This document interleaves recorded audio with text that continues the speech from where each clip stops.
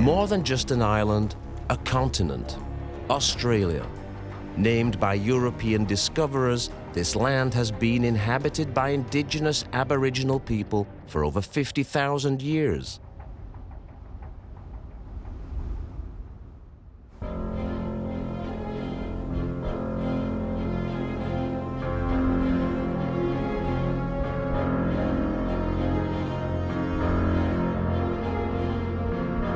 Their culture and traditions were to be broken with the arrival of the first colonists, less than 250 years ago.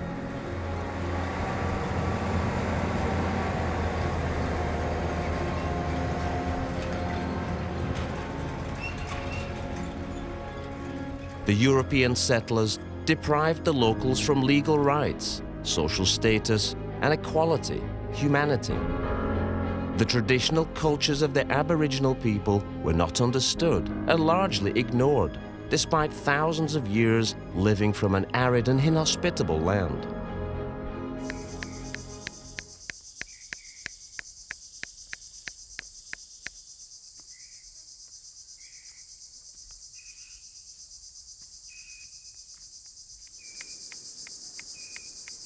The Aboriginal people are the people who have grown up and adapted and evolved with the desert the most. If everything is interconnected, if every plant and every insect and every lizard is interconnected in a great web, the Aboriginal people are part of that web. They're integral to that web. Most people in the rest of Australia have no idea about what's out here.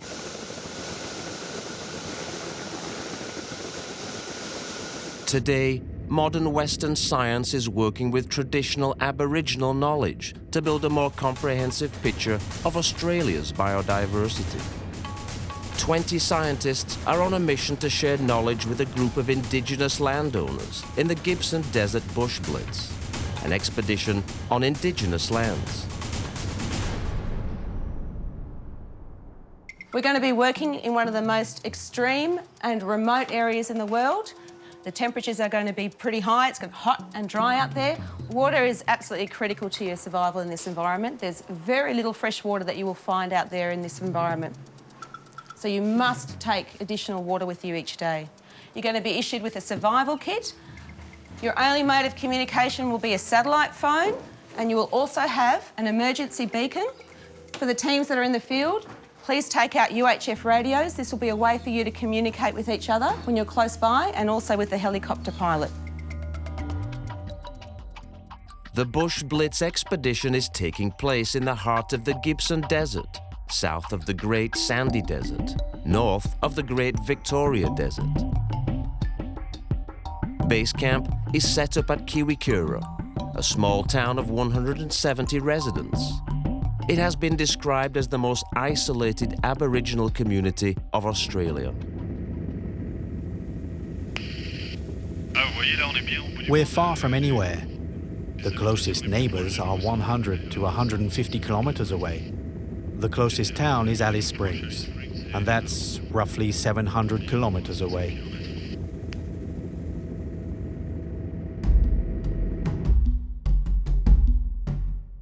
It is said that the last nomadic Aboriginals settled here.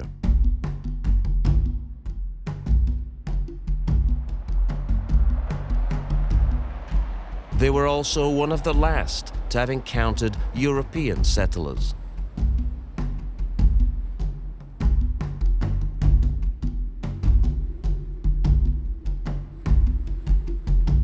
The Australian government has been working with Aboriginal groups to identify traditional lands.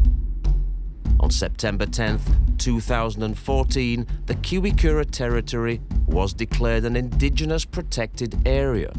It is now governed and protected by the Aboriginal community. It's a really strong way of recognising Aboriginal people's ownership of their own land and their independence in taking on a project to manage their land. It's a partnership with the government, where the government provides resources and funds, and both sides are winning, because Aboriginal people's cultural and environmental needs to look after country are being met, as well as the government's needs for conserving country.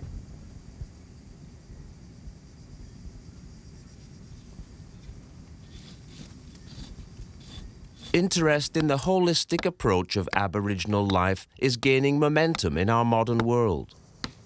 A vision that takes into account all aspects of humankind: physical, mental, spiritual, emotional, family life, and culture. Their ancestral and mystical traditions passed down orally from generation to generation intrigue us, as if we have lost something essential.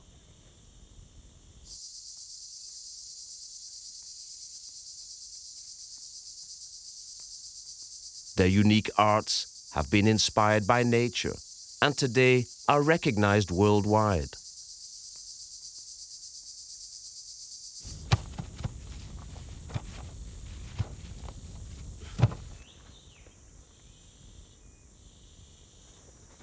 Nature is also their ally in the creation of tools and instruments, such as the didgeridoos. The trunks are tunneled out by a miniature army of termites.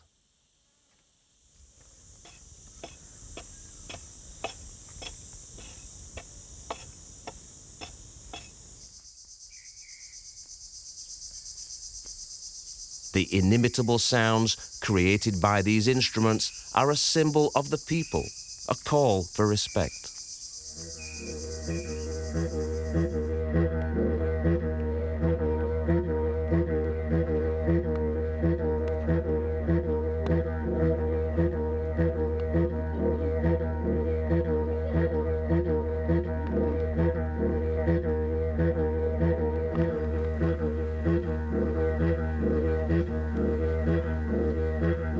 Today, with over 60 protected Indigenous areas throughout Australia, their ancestral knowledge and understanding is beginning to find recognition.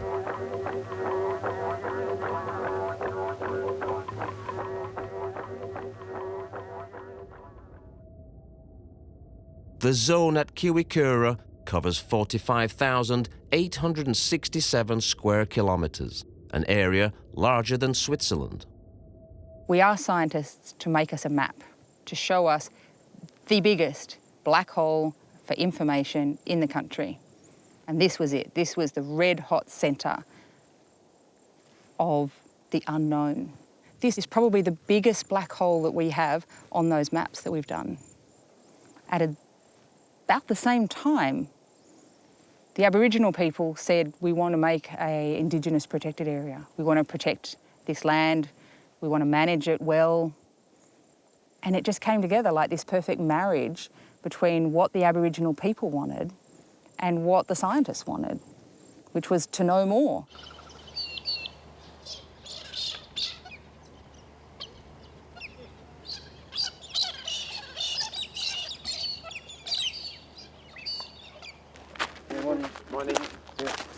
The Bush Blitz expedition is an alliance between the Indigenous community and scientists. They will explore, map and identify plants, larvae, spiders, insects, reptiles and birds, with the goal to find out how this land has adapted to such extreme conditions. 3/4 of the species in Australia aren't known. So when I tell people that, they're dumbfounded. They can't believe that we don't know all the species. But the truth of the matter is, we don't know most of the species on this planet.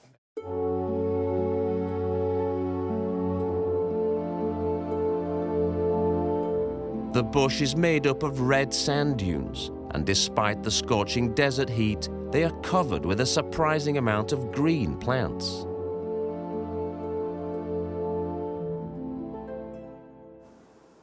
Compared to a lot of the deserts of the world, this one looks really very green. The fauna and flora are for the most part endemic and have learned to survive over thousands of years in this particularly arid landscape. In summer, temperatures vary from 32 to 52 degrees Celsius. Our deserts are defined as being areas of less than 250 millimetres of rainfall per year. This desert would probably get around 220, 230, but it's never guaranteed.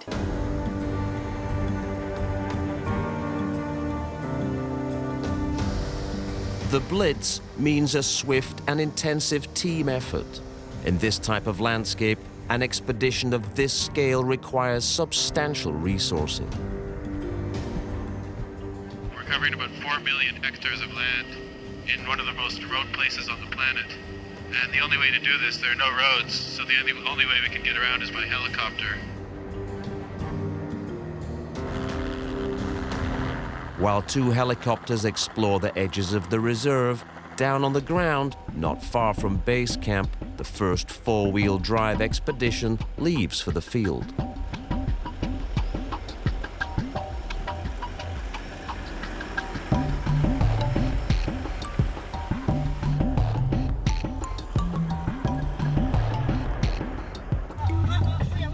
Nolia, Sally and Roma are directing one of the operations. They know the bush better than anybody, although they usually get around on foot.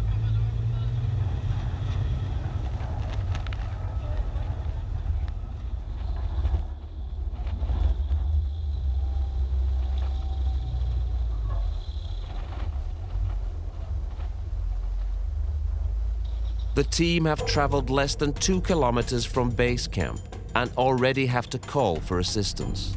This vehicle is bogged on top of the dune here, so we're going to try and pull it out.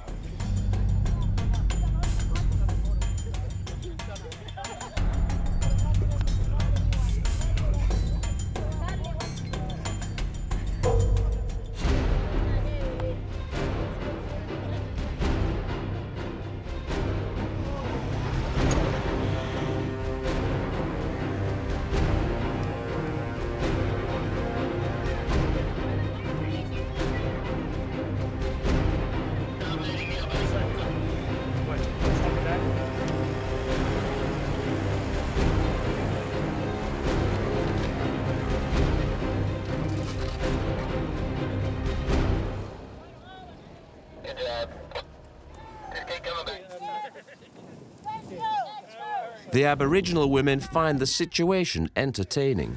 How many crab are there? Just should be one more. There, he's got it. You We got it out. We'll go to the Amaku side. Amaku side.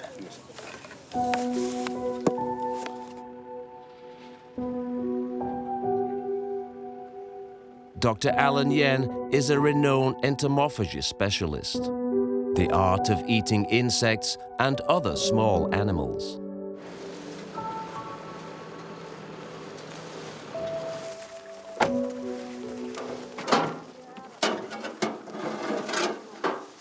He is with a group in search of a larvae highly appreciated by the indigenous people.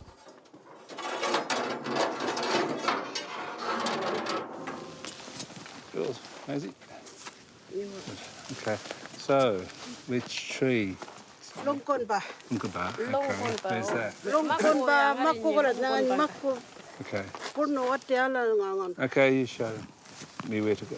Where you're going? Yaka, Jitpa, haven't been a bigger. You are one of them. Punka. No, got one of Makula, the what's that Longkonba? So what do you look for? See, Marco, but Wait a minute. so you look for the root here? Yes. Okay, so that's the root. So this is the Marco inside here. Like this. Just a minute. Now you can see the root coming, and then you'll see the small grub in the root. The swollen, yeah. So the swollen bit is where the Marco, the grub.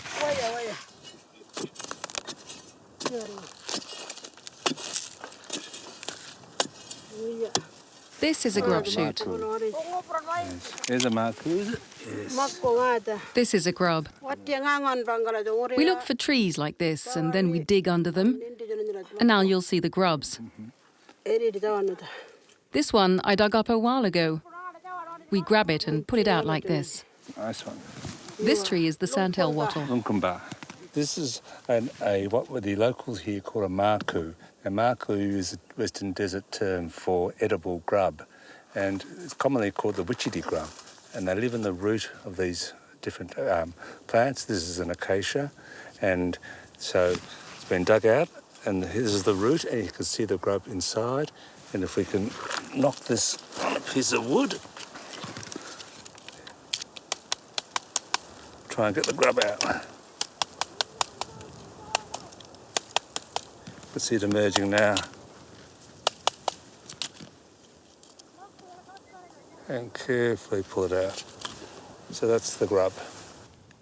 And these turn into, the term they use here is pinta. Pinta, butterfly. Which is, they call it a butterfly, but it's actually a moth, but it's the same term. So after summer rains, these come out and they fly off. What did they carry the grubs with? In a wooden dish. They used to carry the dishes like this. They used to put water in the dishes too and take them. My mother and grandmother used to do it like this. When I was little, I used to see them do this. I used to think, oh, okay, this is how the older generation used to live. My mother and grandmother, my family. These witchy grubs are very important food for the Aborigines here, especially in the desert area, because they're available the whole year round. So it's a reliable food source. So when it gets a bit dry and so on, and they have trouble finding kangaroos or lizards and so on, they can rely on these.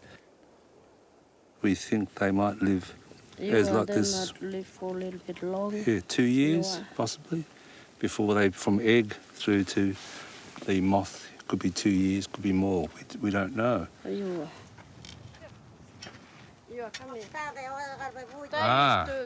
Yes. Can I take a photo of that? Sorry, yes. Okay, this is very important.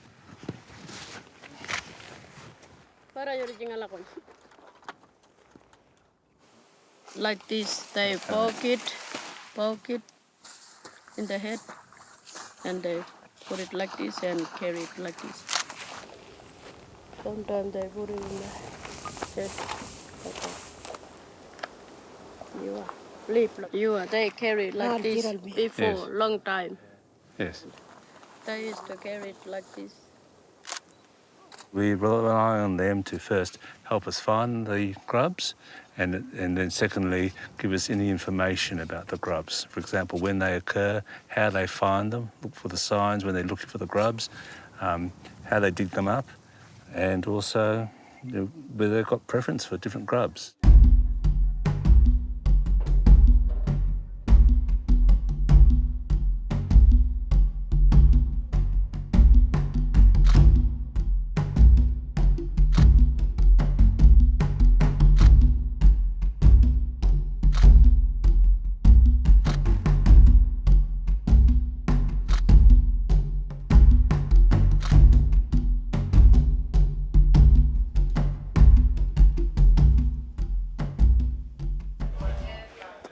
Back at base camp, the researchers study some of the specimens collected throughout the day. Good meal. Yeah.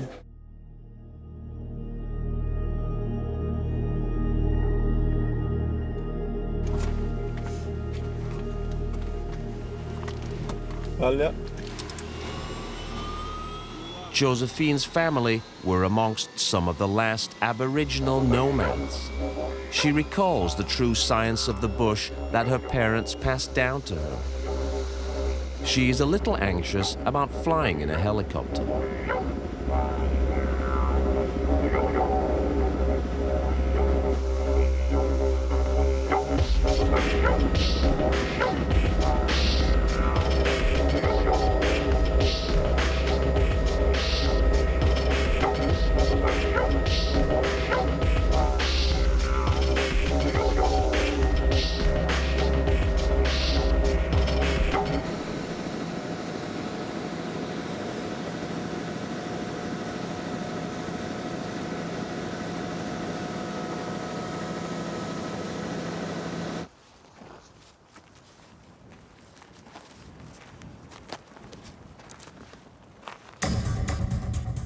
Josephine will join the reptile team in the field, who are already on the lookout.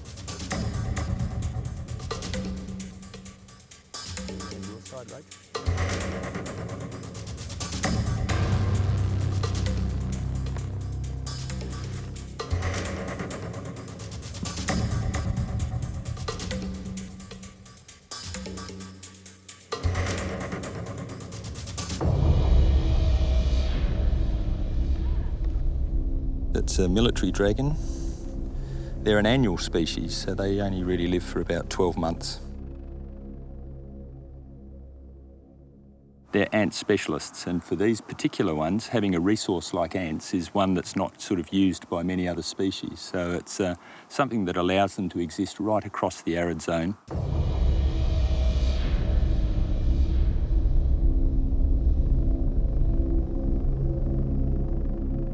I followed the tracks and I found this one. I looked all around for the tracks and then I saw him.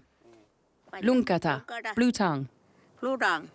So he just walking and you grab him? Yes, I took him. Dinner. I'll hit him and then take him and cook him over there and cook him in the fire.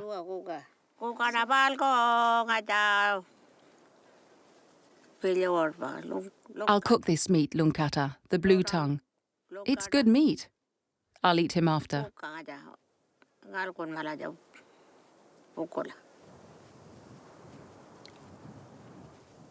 Before becoming Josephine's lunch, Rebecca wants to document the find with modern techniques.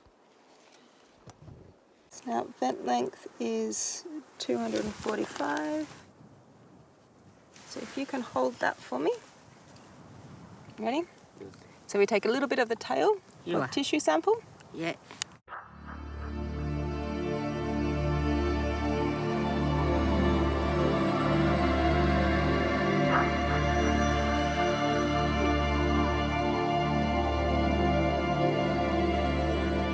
If reptiles can survive in this dry zone, it is partly because the desert is exceptionally green.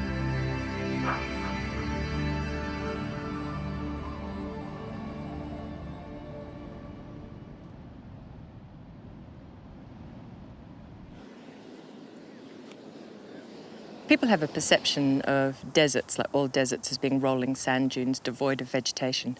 But in Australia, we have the oldest deserts in the world. They're classified as about 1 million years old. So the vegetation we have here is incredibly well adapted to the desert environment.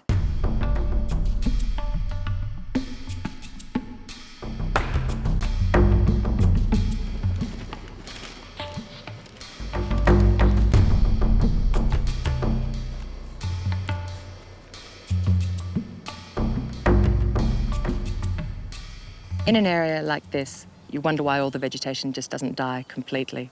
Each of them has different adaptations. Some will store water, some have very, very good root systems. And a dune such as this, if you bury a hand down into the sand, is degrees cooler, only centimetres below the surface of the soil.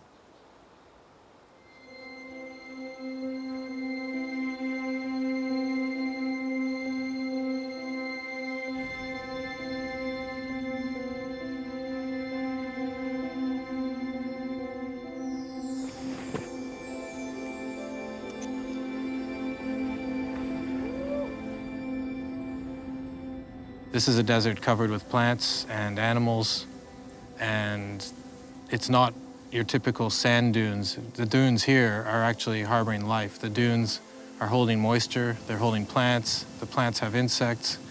Insects are being fed on by the birds and by the lizards. It's a whole complex food web.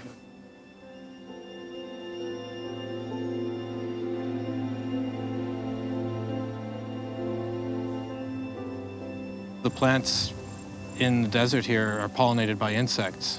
Without the insects, the plants can't reproduce. A lot of insects here live on specific plant species, so those plants are like an island. It's an oasis, in this desert. And so you have a whole community living on one plant. And then when they reproduce, the next generation might fly up, get caught in this wind, head down a bit, who knows how far, several kilometers, and happen to land on the right house plant, and then they can start the cycle again.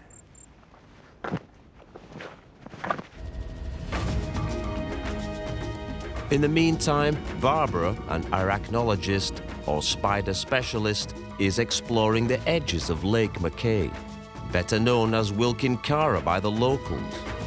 It is over 75 kilometers from base camp at Kiwikura. During her career, Barbara has described over 600 new species. Yesterday, she visited the lake with some locals to set up some spider traps. Yesterday we went out with the aboriginals and they were a bit scared and they said that's magic here because they think that the souls of the deceased ones are going there. So, and it feels a bit like that. It's a kind in between heaven and earth, so therefore they don't go that much on the lake. It's really hard to pick up. It's in the salt.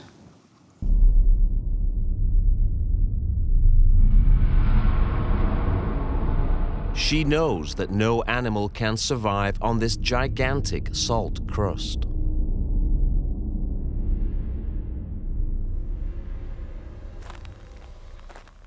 It's on the edge of the lake that Barbara hopes to find life and new species of spiders. At the moment there are about 3,500 described and we expect about 8,500 at least.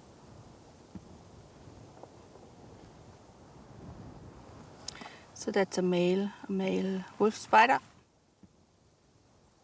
This is a spider that has never been discovered to now and lives here in the desert. It's in burrows, so they can survive there when it's hot.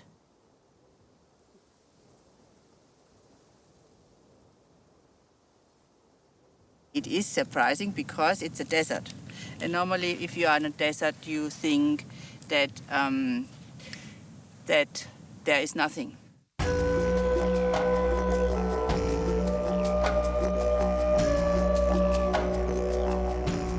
Underground, spiders are not the only ones to take shelter from the scorching desert heat.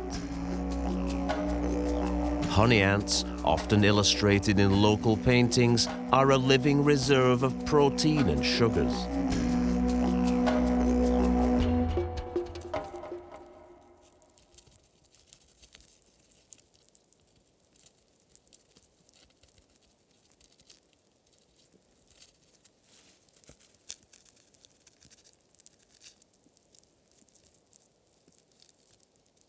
The Aboriginal peoples appreciate them for their exquisite honey taste.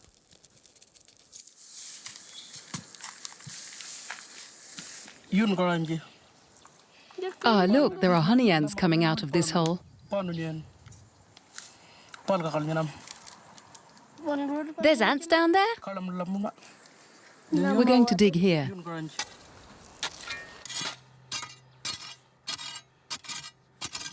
Sometimes they will dig up to 1.2 meters below the crust in search of the sweet caviar.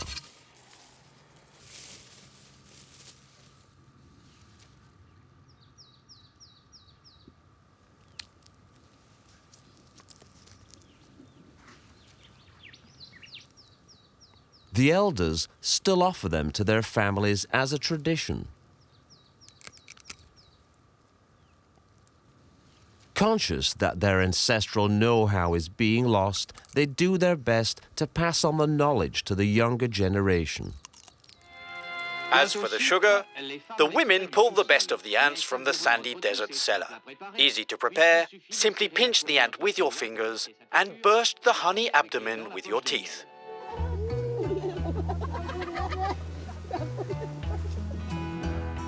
Today, the Bush Blitz expedition provides a perfect opportunity for the Western study of traditional bush foods. The desert hides several sources of provisions for those who know how to find them. We look around the sandhill wattle trees and think, Oh, this tree has grubs. Then we dig and might find many grubs in the roots of the tree. We might just start digging and see the grubs after digging. Occasionally, the whole tree might be pushed over and we can lift it up and gather the grubs and move on to another bush and dig more. We might find that there are not so many grubs. Then we just head for home. Sometimes we may decide to cook the grubs in the fire and then take them home. If it becomes too late in the afternoon, we may just decide to go home.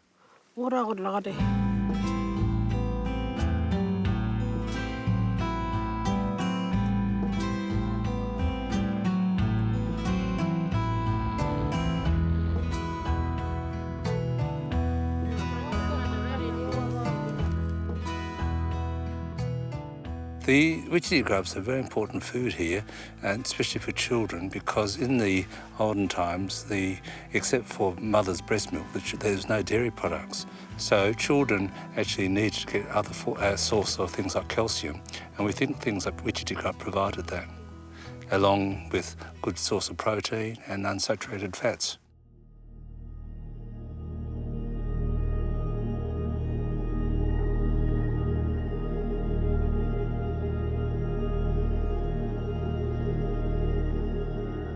The dominant vegetation out here is what we call spinifex grasslands, and this is a spinifex, generally short, clumped, often very sharp, nasty grass, and they are generally spiky so they don't get eaten by anything. The Aboriginal people harvest the grains of spinifex, a grass seed, to make bush bread. Spinifex grasslands occupy the driest, hottest, most extreme environments in Australia. Spinifex can grow up to 2 meters high, 5 meters in diameter, and their roots can plunge 30 meters underground. Enabling the plants to access very deep water, which is very advantageous for the desert conditions out here.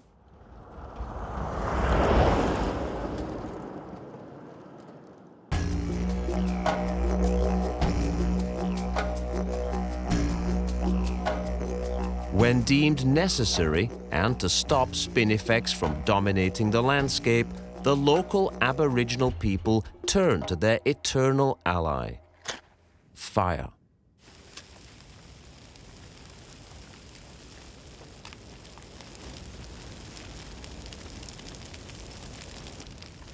Government authorities often fought against this method, believed to be dangerous, but today their position has evolved. They now understand that patchwork burning is the result of an intimate knowledge of the land.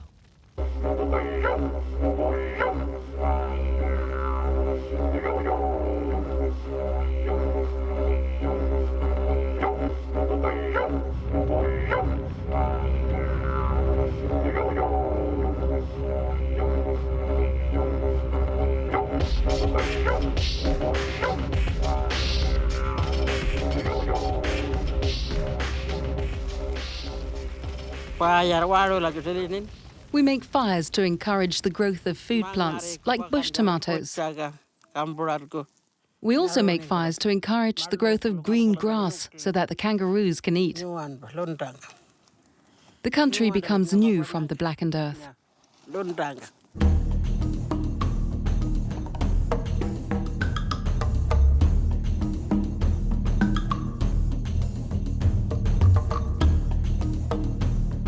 The Aboriginal people are excellent harvesters and hunters. Lizards are a popular choice for lunch. Patchwork burning is also a hunting technique. The animals run from the flames and become an easy catch.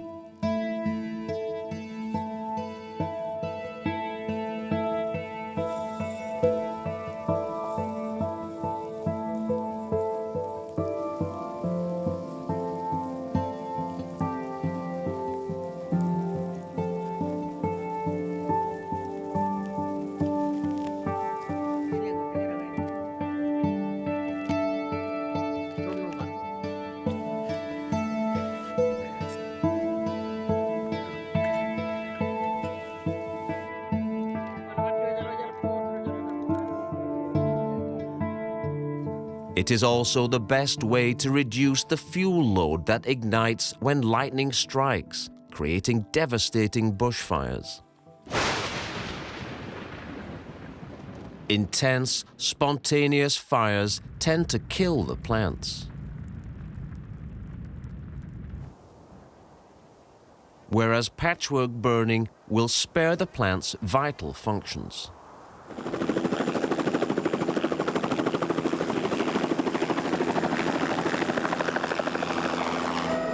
Dr. Robert Boyd is an ecologist who specializes in bushfires.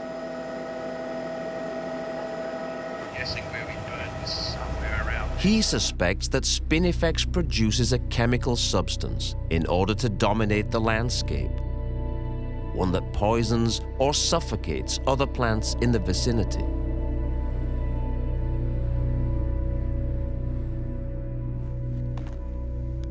They are able to suppress other plants from growing.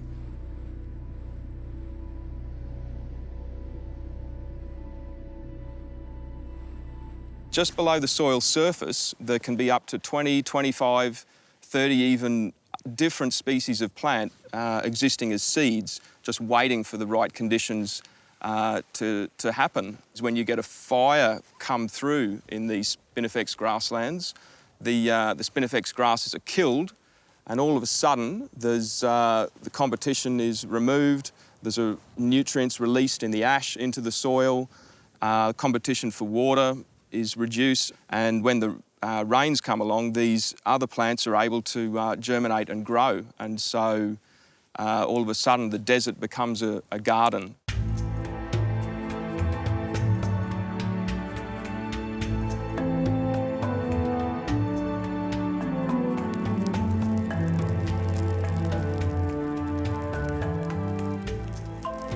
High-intensity fires cause a lot more soil heating, and seeds of all these plant species that are existing in the soil under these high temperature conditions, a high proportion of them are killed off, and there's just no food around for Aboriginal people to eat. So fire and humans really go hand in hand in spinifex landscapes. I think this seed has been cooked by the fire. I think it's dead. The fire was too hot, or this was too close to the surface.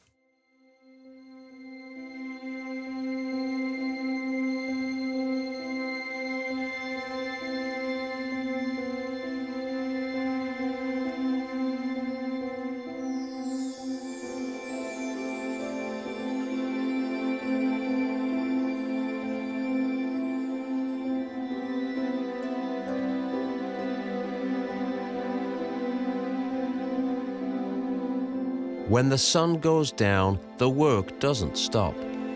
Scientists are also trying to understand the secret life of plants that hide millions of years of adaptation deep in their seeds.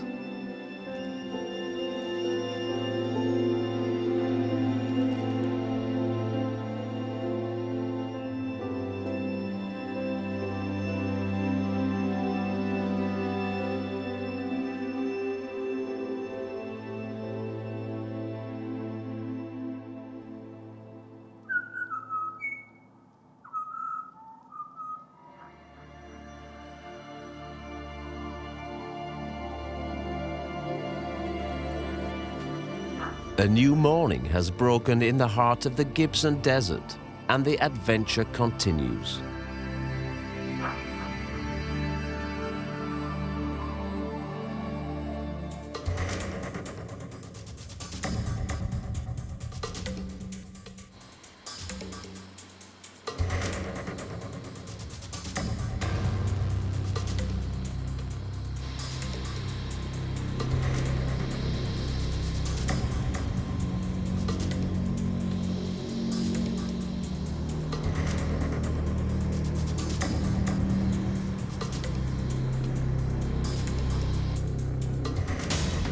Working with the Aboriginals it's really, it's humbling in a lot of ways, because they've been living here on this land that we look at and we think it's we think it's harsh or inhospitable, and they've been living here for 60,000 odd years. They know how to survive here. They know how to find food where we think there's no food. We don't see water, they find water. They're resourceful. They're brilliant at tracking animals. You know, this is their land. They're part of it. They know how to live here, and you kind of feel like a child when you come to a place like this and you see how adept they are and how little we know.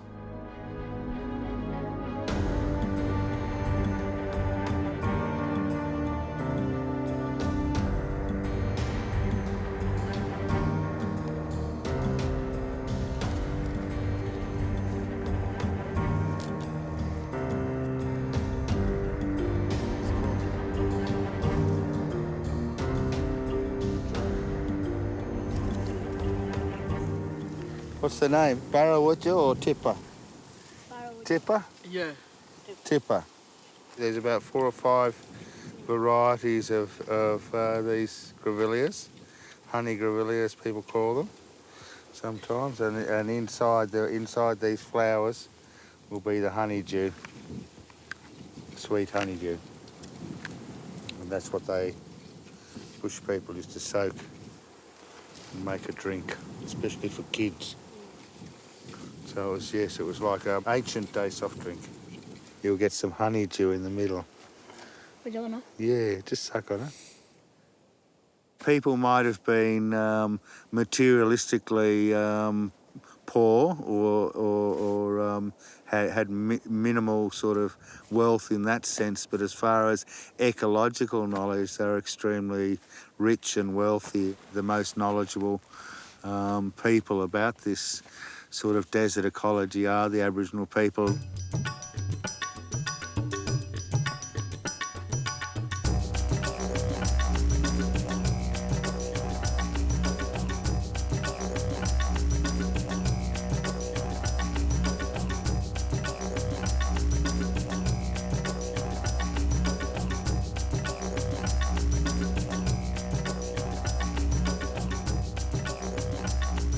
The Aboriginal perspective on life, on, say, something like land management, is that it's not a separate thing that you do, and it's not a job that you might go out and do between 9 and 5 today.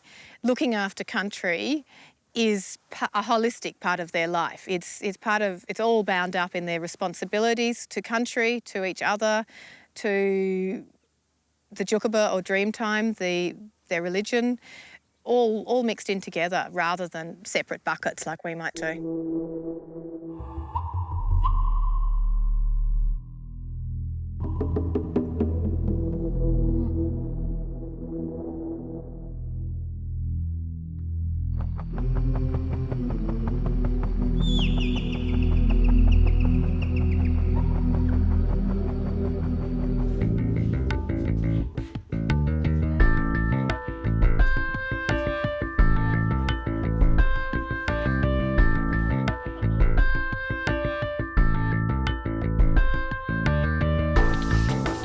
Writing was not originally part of Australian Aboriginal culture.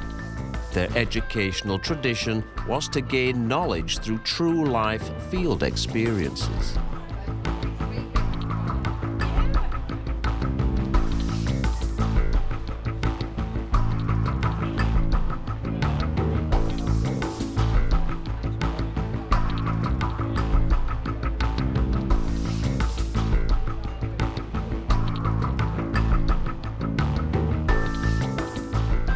Our Western approach is more theoretical. We read up on a theme, we classify, analyse, illustrate and record.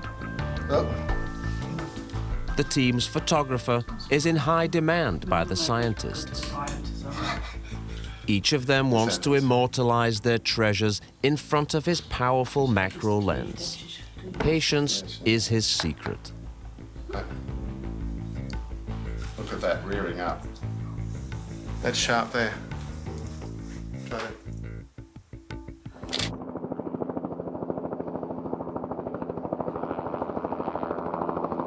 On the other side of the reserve, at the extreme northeast of the Kiwikura Indigenous Protected Area, a whole sector is considered unknown territory.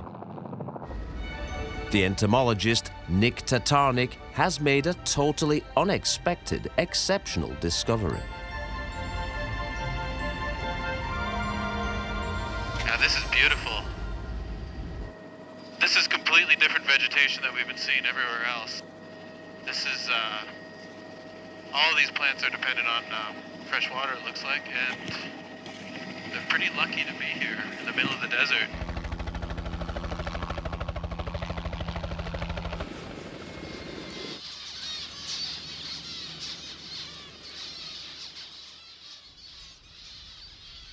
When we were looking on the map, we did not see this. I had no idea there'd be a wetland in the middle of the desert.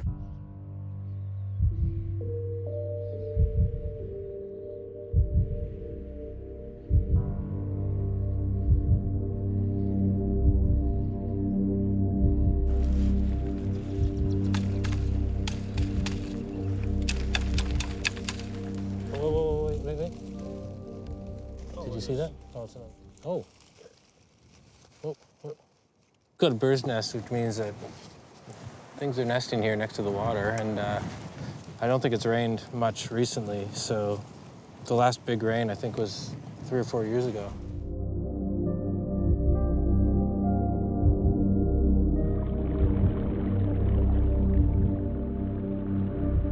The last thing I expected was to be standing in water in the middle of the desert. Isn't that brilliant? Yeah, it sure beats with swatting flies and spitting dust. So the botanists are going to have some algae to press.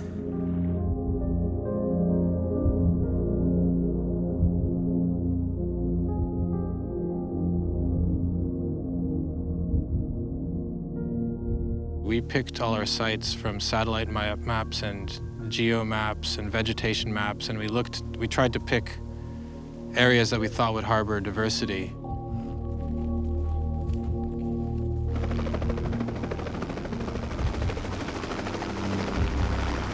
Lucky we were using helicopters to do our surveys, and we spotted the real oasis in the middle of the desert, and we had no clue it was there. It was teeming with life. It just shows how massive this desert is and how little we know it.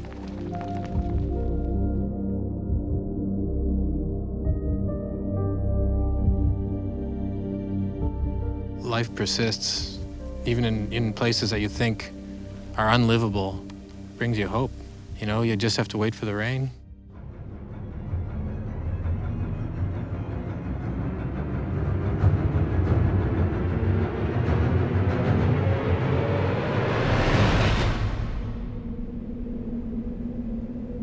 Two weeks of research, 65 hours of helicopter flight, and over 100 explored sites has enabled the team to identify 375 newly recorded species within the Indigenous protected area. Among them, 52 are potential new species to science: insects, spiders, 13 plants, and even a snail.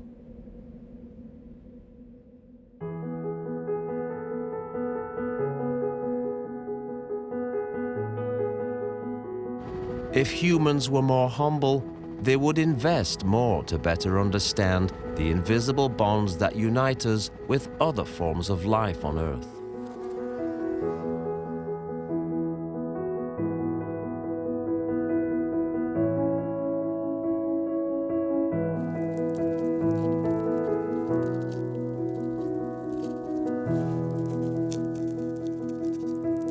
Links that enable life, that give us life. It is no longer a secret. Everything is interconnected.